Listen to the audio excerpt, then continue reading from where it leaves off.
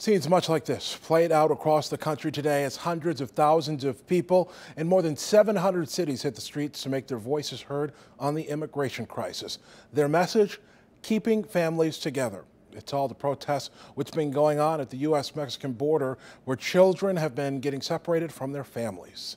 In Grand Rapids, hundreds of people rallied this afternoon at Rosa Parks Circle, demanding the reunion of undocumented immigrant families in the United States.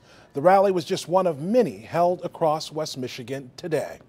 24-hour News 8's Elisia Alonso is in the newsroom to show us more of what happened today and what the message the protesters want to get across to both the federal government and the local government. Elisia, good evening. Good evening. This all comes after the president stopped those separations in the zero-tolerance immigration policy and a federal judge ordering the reunion of those families. Today, ralliers demanded the president's plan for those reunions and protested against Kent County's contract with ICE.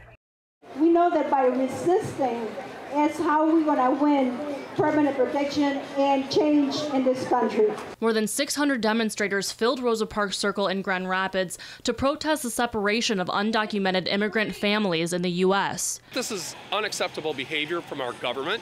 It's embarrassing. I'm ashamed. I'm absolutely ashamed that our country is not looking at this better.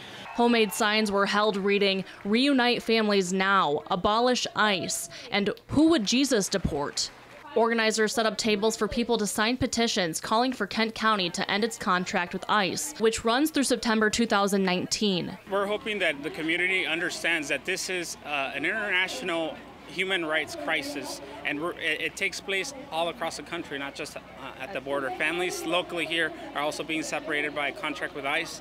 While the president has already ended the separations and a federal judge ordering the reunification of separated families within 30 days, these demonstrators want to hear how the government will get it done. I'm concerned that's not going to happen in 30 days. To not have a policy in place before you make a statement and then just see what happens. I mean, you're affecting the lives of small children, victimizing small children and families with no outcome. You have no plan for their outcome. Rallies were also held in Kalamazoo and in Muskegon, where demonstrators shared the same demands in reuniting separated families. Movimiento Cosecha is a nationwide movement that is fighting for the dignity, respect, and permanent protection of immigrants in the United States.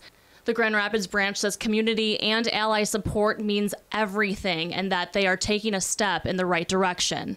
We're very excited. We are very hopeful that there's so many allies that are opening their eyes to these injustices that are happening in community. And so we're very excited that they're here. There's clear steps for them to take action.